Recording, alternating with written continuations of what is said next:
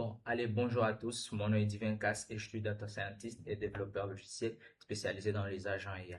Aujourd'hui, je vais vous partager une solution qui a, bon, un problème qui a l'habitude d'arriver lorsque vous travaillez avec Jupyter Notebook pour développer des agents IA. Principalement lorsque vous utilisez les protocoles MCP. Alors, c'est quoi le problème? D'habitude, quand les gens utilisent le Jupyter Notebook, il y a ce problème lorsque vous voulez appeler des outils MCP pour l'agent. Il y a un problème de sous-processus qui arrive. Je vais partager mon écran. Voilà. Il y a ce problème qui a l'habitude d'arriver. Je ne sais pas si vous le voyez déjà. Voilà. Le problème est là. Du coup, c'est une erreur qui vient du fait que Jupyter Notebook n'est pas capable d'appeler un sous-processus de Windows. Donc, Jupyter n'a pas toutes les autorisations sur Windows d'appeler des sous-processus, de faire des micros, des serveurs dans les kernels, ou soit dans l'environnement source de Windows. Alors, pour parvenir à régler, à résoudre ces problèmes, bon, la solution est simple. C'est quoi? C'est de changer l'interface là où vous travaillez.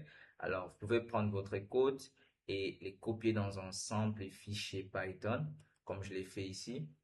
Alors, vous n'avez qu'à déplacer le code fichier par fichier, ligne après ligne, et vous exécutez directement avec le kernel interne de Windows. Et par là, le code pourra s'exécuter facilement, comme ça se fait ici, par exemple. Je vais exécuter. Attends un tout petit peu, voilà. Vous pouvez voir que mon code, voilà, s'exécuter. C'est en pleine exécution. Ici, au niveau de Jupyter, vous pouvez voir que l'erreur est toujours là. Pourquoi? Parce que Jupyter ne peut pas appeler, ne peut pas faire des sous-processus dans Windows. Donc, c'est un problème qui a l'habitude d'arriver et pas mal de gens stagnent sur ça. Mais c'est ça, la simple solution. Donc, n'hésitez pas de partir à gauche ni à droite. Alors, juste copier votre code, tout ce que vous avez déjà fait, vos agents, les serveurs que vous avez établis. Prenez le code et copiez-le dans un simple fichier Python et je vous assure que ça va s'exécuter. Voilà, mon code s'est exécuté, le framework imported et MCP tools created et runner created successfully. L'agent a démarré. Donc, c'est un peu ça la solution que je peux vous partager.